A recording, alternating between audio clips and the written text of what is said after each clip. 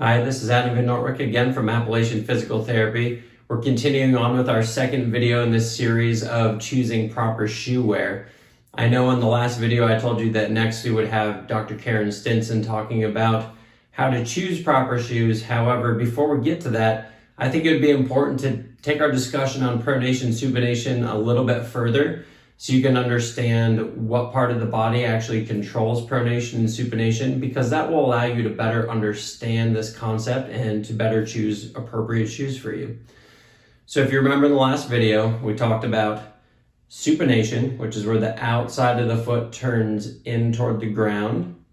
And we talked about pronation, where the inside of the foot turns in toward the ground. Now this motion is controlled at an area of your foot called the subtalar joint. The subtalar joint is made up of the heel bone, or the calcaneus, and the talus, which sits on top of and in front of the heel bone. So basically, we'll take a quick look at the anatomy of the subtalar joint in these couple of illustrations here. This is an illustration of the foot and ankle from the outside. You can see the two bones coming down from the top, the tibia and the fibula. Those, along with the talus, make up the ankle joint. Immediately under the talus is the calcaneus, or the heel bone. The talus along with the calcaneus are what make up the subtalar joint. I want you to take specific note in this image of how far out behind the ankle that calcaneus or heel bone sits.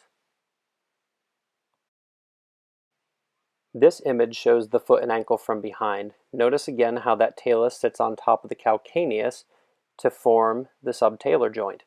In the image all the way on the left, the foot and ankle are in a neutral position. The talus sits immediately on top of the calcaneus. As we move to the middle picture, in a more supinated position, notice how the outside of the calcaneus, or the heel, moves down toward the floor, and there's a twisting and torque motion. Same is true on the picture all the way to the right, in the pronated position, where the inside of the foot, or the inside of the calcaneus, moves toward the floor.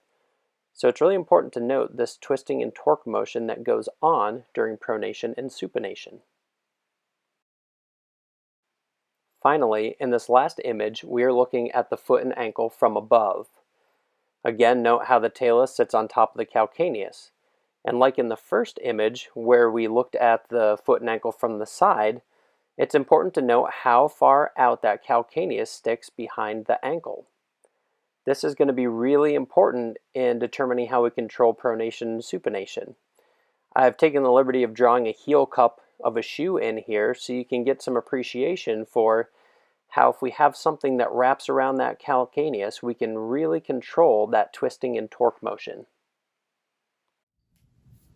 So as you can see in the illustrations, the subtalar joint is one of the more important parts of the foot for controlling pronation and supination. And it's a really interesting joint. Basically what happens when the foot rolls into that pronated position, when that subtalar joint moves into a pronated position, it unlocks the entire foot, which allows you to absorb force. When it moves into more of a supinated position, the subtalar joint basically locks the foot and makes it more stable. So the really neat thing is that we can really control what's happening with the foot if we can control what's going on with the heel, which is a major part, one of the two bones of the subtalar joint. So as we get into our next video where we discuss proper shoe wear, I want you to really pay attention when we start talking about heel cup, why it's important to make sure to choose shoes that have good heel control when we have excess pronation or excess supination. So I hope you found this video helpful, and I look forward to seeing you in the next video. Remember, if you didn't catch the first one, please go back and watch it. All of this will make much more sense. Thank you, and we'll see you in the next video.